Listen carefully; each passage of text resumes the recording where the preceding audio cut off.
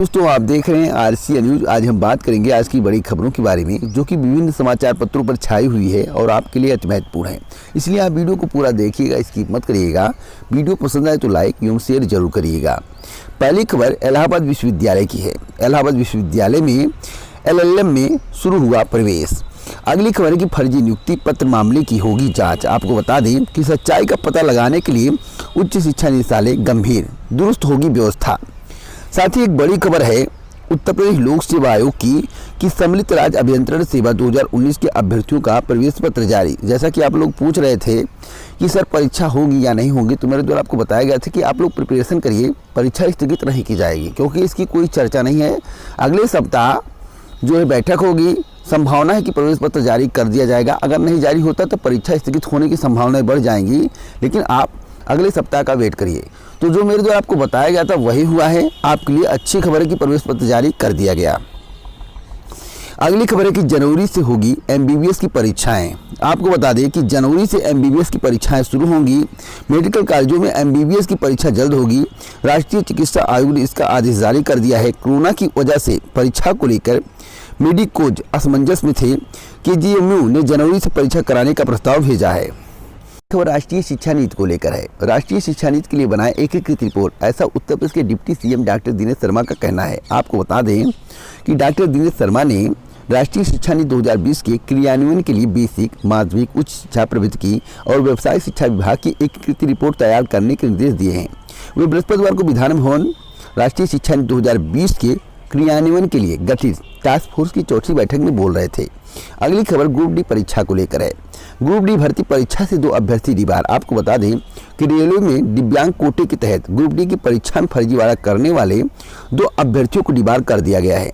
इन दोनों ने लिखित परीक्षा में अपनी जगह सर्वर को बैठाया था। बायोमेट्रिक जांच में गड़बड़ी सामने आने पर दोनों अभ्यर्थियों को डिबार कर दिया गया है। अगली खबर है कि नियुक्ति पत्र के लिए अभ्यर्थियों का प्रदर्शन। आपको बता दें कि असिस्टेंट प्रोफेसर शिक्षा शास्त्र के पदों पर चयनित अभ्यर्थियों ने काउंसलिंग कराने और नियुक्ति पत्र जारी किए जाने की मांग को लेकर बृहस्पतिवार को उच्च शिक्षा निदेशालय में प्रदर्शन किया। उच्च शिक्षा निदेशक ने अभ्यर्थियों को आश्वासन दिया है कि जल्द ही काउंसलिंग कराकर नियुक्ति पत्र जारी कर दिए जाएंगे। तो आप लोग आश्वासन के भरोसे मत बैठिएगा। 2 प्रकार के आश्वासन होते हैं। पहला आश्वासन होता है मौखिक और दूसरा आश्वासन होता है लिखित।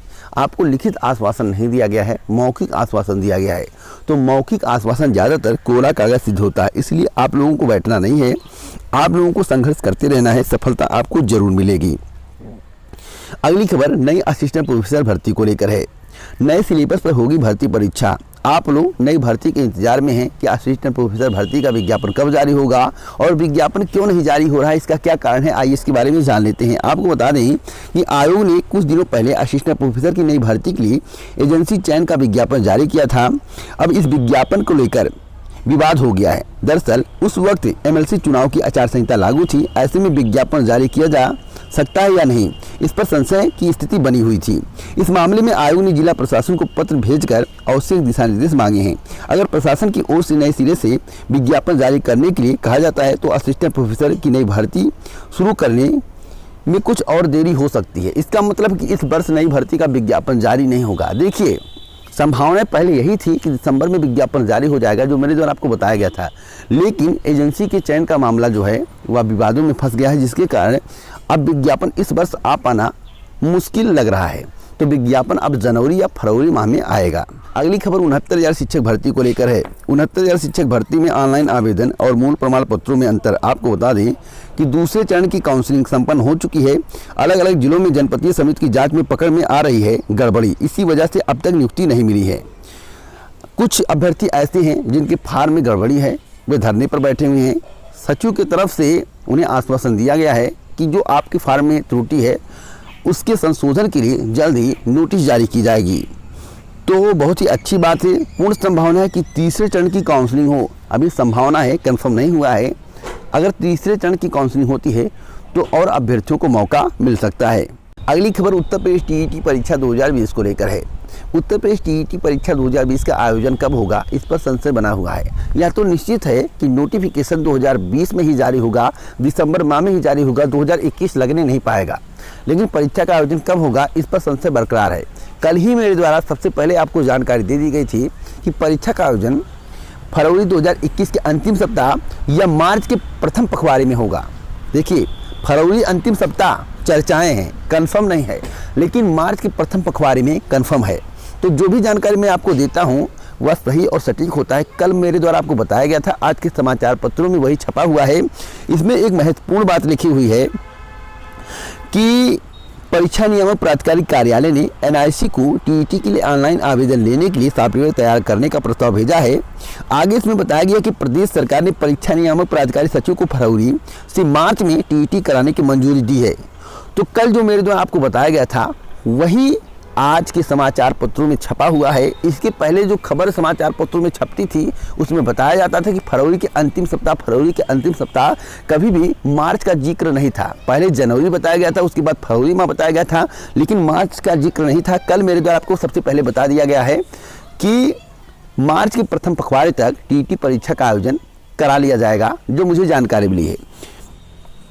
अगली खबर है कि उत्तर प्रदेश विधान परिषद चुनाव में भाजपा का दबदबा, 3 सीटें जीती। देखिए, इनका दबदबा हमेशा बना रहेगा, और हमेशा क्यों बना रहेगा इसके बारे में आप लोग जानते होंगे, मुझे बताने की आवश्यकता नहीं है। अगली खबर है कि सार्वजनिक जगहों पर मास्क न पहनना दूसरे के मौलिक अधिकारों का हनन, ऐसा सुप्रीम कोर्ट का कहना है। कोरोना के बढ़ते संक्रमण पर शीर्ष कोर्ट सख्त, कहा दिशा निर्देशों का पालन सुनिश्चित करे राज्य। अगली खबर है, अब नए सिलेबस पर होगी असिस्टेंट प्रोफेसर भर्ती परीक्षा, जैसा कि मेरे द्वारा अभी आपको बताया गया है। इसमें एक महत्वपूर्ण और खबर है कि बीए में 366, एलएलएम में 28 ने लिया दाखिला। इलाहाबाद विश्वविद्यालय बीए में प्रवेश के लिए इलाहाबाद विश्वविद्यालय के प्रकोष्ठ ने जारी किया नया कट ऑफ। अगली खबर है कि इस बार पंचायत चुनाव में बढ़ जाएंगे 2 लाख मतदाता, 1 लाख मतदाता का कटेगा नाम। सर्वे के बाद डाटा फीडिंग का कार्य तेज। तो 2 लाख मतदाता अब की बार पंचायत चुनाव में बढ़ेंगे, और पंचायत चुनाव कब होगा इसके संबंध में आपको जानकारी होगी। अगली खबर है कि किसानों का आंदोलन खत्म होने के बढ़े आसार। चौथे दौर की वार्ता में दोनों पक्षों के बीच विवादास्पद मुद्दों पर बनी सहमति, शनिवार को फिर होगी बात। देखिए, यह मामला अभी समाप्त होने वाला नहीं है, अभी मीठी गोली दी जाएगी, इसके बाद एक बहुत बड़ा प्रदर्शन होगा। उसके बाद सरकार को समझ में आएगा कि किसानों की मांग क्या है, किसान क्यों नाराज हैं। सरकार अभी अपने घमंड में चूर है। सरकार के पास घमंड है कि जो मैं कर रहा हूँ सब अच्छा है, लेकिन सरकार को ऐसा नहीं करना चाहिए। इसका परिणाम 2024 के चुनाव में भारी पड़ सकता है, बहुत बुरा परिणाम सरकार को मिल सकता है। और सरकार जानती है कि हम हारेंगे नहीं, क्योंकि ईवीएम है, तो ईवीएम का कोई वास्ता नहीं है। जब सभी वोट सरकार के विपक्ष में पड़ने लगेंगे तो सरकार को खुद ब खुद समझ में आ जाएगा। कभी कभी ऐसा करिश्मा होता है कि ईवीएम भी फेल हो जाता है। तो सरकार को किसानों के बारे में सोचना चाहिए, क्योंकि किसान इस देश का अन्नदाता है। किसान के बिना देश बेकार है। तो किसान को सबसे पहली प्राथमिकता सरकार को देना चाहिए, क्योंकि अन्नदाता और जन्मदाता दो ही का अहम रोल है इस पूरे मानव जीवन में। अगली खबर है एचडीएफसी बैंक के डिजिटल सेवा विस्तार पर रोक। आपको मालूम होगा एचडीएफसी बैंक के बारे में, इसमें काफ़ी विवाद चल रहे थे, जिसके संबंध में मेरे द्वारा आपको जानकारी दी गई थी। अगली खबर है कि सरकार पढ़ने के लिए विदेश जाने वाले विद्यार्थियों को देगी छात्रवृत्ति, ऐसा सीएम का कहना है। यह खबर रांची की है, और रांची में कांग्रेस की सरकार है। कांग्रेस जब थी बीजेपी से अच्छा सोचती थी।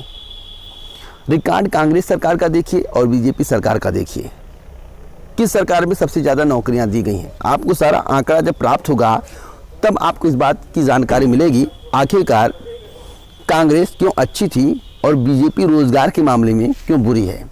बीजेपी कहती कि आत्मनिर्भर बनो, मुझे अगर दुकान खोलना होगा तो मैं सरकार से पूछ कर खोलूँगा, अगर मुझे बिजनेस करना होगा तो मैं सरकार से पूछ कर खोलूँगा। क्यों करूँ सरकार से पूछ कर काम? मुझे सरकारी नौकरी चाहिए, और सरकारी नौकरी सरकार के अधीन होती है। मैं उसमें भाग लेता हूँ, परीक्षा देता हूँ, तो मुझे रोज़गार मिलता है, सरकारी नौकरी मिलती है। तो मैं सरकारी नौकरी के लिए तैयारी कर रहा हूँ। अगर सरकारी नौकरी नहीं लेना होता तो मेरा सरकार से क्या वास्ता। तो आप लोग बातों की गहराई तक जाने का प्रयास करें और समझने का प्रयास करें कि किस सरकार में किसका ज़्यादा मुनाफा है। अगली खबर है कि झारखंड छोड़ अन्य राज्यों ने कर्ज का प्रस्ताव स्वीकारा। अगर आप यह देखेंगे कि किस राज्य ने सबसे ज़्यादा कर्ज लिया है, तो उत्तर प्रदेश, जहाँ जहाँ बीजेपी की सरकार है उस राज्य को अगर आप देख लेंगे तो वहाँ सबसे ज़्यादा कर्ज लिया गया है। झारखंड में कांग्रेस की सरकार है और झारखंड छोड़ अन्य राज्यों ने कर्ज का प्रस्ताव स्वीकार किया, लेकिन झारखंड ने नहीं। झारखंड की जो सरकार है वह अपने दम पर कुछ करना चाहती है। तो क्या कर्ज लेना अच्छी बात है? अरे कर्ज की भरपाई भी होना चाहिए, इनकम का स्रोत होना चाहिए जिससे कर्ज की भरपाई हो सके। ऐसा कोई राज्य नहीं है जो कर्ज ना लिया हो, लेकिन अगर हम एक आंकड़ा देखें तो सबसे ज़्यादा कर्ज लेने वाली सरकार बीजेपी है। खबर आरआरबी एनटीपीसी भर्ती परीक्षा 2019 को लेकर है। आरआरबी एनटीपीसी भर्ती परीक्षा 2019 का आयोजन 28 दिसंबर 2020 से होगा। आपको इसके संबंध में जानकारी मिल गई होगी। अभी तक ऑफिशियल नोटिस जारी नहीं किया गया है, लेकिन मौखिक रूप से प्रेस कॉन्फ्रेंस के माध्यम से आरआरबी के चेयरमैन के द्वारा बताया गया है। इसके पहले भी रेल मंत्री पीयूष गोयल जी ने बताया था कि 15 दिसंबर 2020 से आरआरबी एनटीपीसी सीबीटी 1 की परीक्षा स्टार्ट होगी। आपको इसके संबंध में कई वीडियो मिल जाएंगे, जिसमें कई यूट्यूब चैनल के माध्यम से जानकारी दी गई। बताया गया था कि 15 दिसंबर से परीक्षा का आयोजन होगा, लेकिन मेरे द्वारा आपको बहुत पहले बता दिया गया था कि 15 दिसंबर 2020 से एनटीपीसी सीबीटी 1 की परीक्षा किसी भी कीमत पर स्टार्ट नहीं होगी। परीक्षा का आयोजन जनवरी या फरवरी 2021 में होगा। इसी बात को लेकर कुछ ऐसे प्रतियोगी छात्र हैं जो कि अंधभक्त हैं, जिनको अंधभक्त का चश्मा लग चुका है, कमेंट करते हैं कि आपकी बातें गलत सिद्ध हो गई। श्रीमान जी, जनवरी फरवरी मेरे द्वारा बताया गया था, 2 दिन पहले की परीक्षा तिथि है। मेरा कहने का तात्पर्य है कि 28 दिसंबर 2020 की परीक्षा तिथि है और मैंने जनवरी या फरवरी 2021 बताया था। इसके पहले रेल मंत्री पीयूष गोयल जी ने बताया था कि आरआरबी एनटीपीसी सीबीटी 1 की परीक्षा 15 दिसंबर 2020 से स्टार्ट होगी। उनका आप क्या करेंगे? उन्हें आप क्या कहेंगे? एक मंत्री होकर वे झूठ बोल रहे हैं, एक मंत्री होकर वे आपको गुमराह कर रहे हैं। और मेरे द्वारा आपको बता दिया गया कि परीक्षा 15 दिसंबर 2020 से स्टार्ट नहीं होगी, जनवरी या फरवरी 2021 में होगी। तो कोई मैंने गलत बात कही, आप लोगों को मैंने फांसी चढ़ा दिया, आप लोगों के साथ मैंने गलत किया। जो सच्चाई थी मैंने वही बयां किया है। आज के सम्मेलन में आप लोगों ने पढ़ा होगा, जैसे कि आप लोग पढ़ रहे होंगे कि आरआरबी एनटीपीसी परीक्षा 2019 में बड़ी राजनीति आपके साथ की जा रही है। आप लोग समझ नहीं पा रहे। मैं आप सभी को बताना चाहता हूं कि परीक्षा 28 दिसंबर से शुरू होगी और मार्च तक चलेगी, जो कि प्रेस कॉन्फ्रेंस के माध्यम से बताया गया। अभी तक ऑफिशियल नोटिस जारी नहीं हुई है। इतना लंबा समय परीक्षा के आयोजन में लिया गया है। उसके बाद ग्रुप डी की परीक्षा होगी। लोग एक बात नोट कर लीजिए, अगर आरआरबी एनटीपीसी भर्ती परीक्षा 2019 के लिए इतना समय लिया जा रहा है, मेरा कहने का तात्पर्य है कि 28 दिसंबर 2020 से परीक्षा का आयोजन स्टार्ट होगा और परीक्षा का समापन मार्च माह में होगा, तो परीक्षा परिणाम के लिए इससे ज़्यादा समय आपको इंतजार करना पड़ेगा। इसके 1.5 से 2 गुना ज़्यादा समय आपको इंतजार करना पड़ेगा। मेरा कहने का तात्पर्य है कि अगस्त या सितंबर के पहले परीक्षा परिणाम जारी नहीं होगा और जितने भी कैंडिडेट चयनित होंगे CB2 की परीक्षा के लिए, उनको नवंबर दिसंबर तक का इंतजार करना होगा, तब जाकर परीक्षा का आयोजन होगा।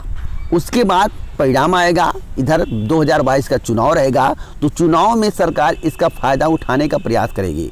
जो भी केंद्र के मंत्री होंगे आएंगे, बड़े बड़े भाषण देंगे, बताएंगे कि हमने ये परीक्षा आयोजित कराई है, प्रक्रिया में है और आप लोग के हक के लिए, आप लोगों के लिए यह सरकार काम कर रही है, रोजगार देने का प्रयास कर रही है। जल्द ही इन सभी कैंडिडेट को नियुक्ति दे दी जाएगी। जैसे ही 2022 का चुनाव समाप्त होगा, 2023 लगेगा और 2023 से ही 2024 का अभियान शुरू हो जाएगा। तो आरआरबी एनटीपीसी परीक्षा का आयोजन नहीं किया जा रहा है, आपको मूर्ख बनाया जा रहा है। आप इसको नोट कर लीजिएगा, भविष्य में आपको पता चलेगा। मुझे बताने की आवश्यकता नहीं है। अगर 2 दिन पहले परीक्षा का आयोजन शुरू हो रहा है, मेरा कहने का तात्पर्य है कि जनवरी फरवरी 2021 मेरे द्वारा बताया गया था। अगर दिसंबर से परीक्षा का आयोजन स्टार्ट हो रहा है, 28 दिसंबर से परीक्षा का आयोजन स्टार्ट हो रहा है, तो आपको इतनी मिर्ची लग रही है। जो कि अंधभक्त हैं, मैं उनकी बात कर रहा हूँ। भद्दे भद्दे कमेंट कर रहे हो कि आपने गलत बताया, 2 दिन 3 दिन आगे पीछे हो सकता है। मंत्री जी ने कहा था कि 15 दिसंबर से परीक्षा का आयोजन होगा, तो क्यों नहीं हुआ? उनको आप क्या कहेंगे? उनको भी भद्दी भद्दी गालियाँ दी, जितने भी अंधभक्त हैं जो कि चाटुकारी करते हैं। तो मैं आप सभी को बता दूं, यह बहुत बड़ी राजनीति है। आप इसको नहीं समझ पाएंगे, आपको समझने के लिए काफ़ी समय लगेगा और आप 1 कदम आगे हैं तो सरकार आपसे 4 कदम आगे हैं। इतना अंतर है। आप कभी भी राजनीति को नहीं समझ पाएंगे। इसके लिए आपको काफ़ी परिश्रम करना पड़ेगा। आगे कोई जानकारी मिलेगी इस चैनल के माध्यम से।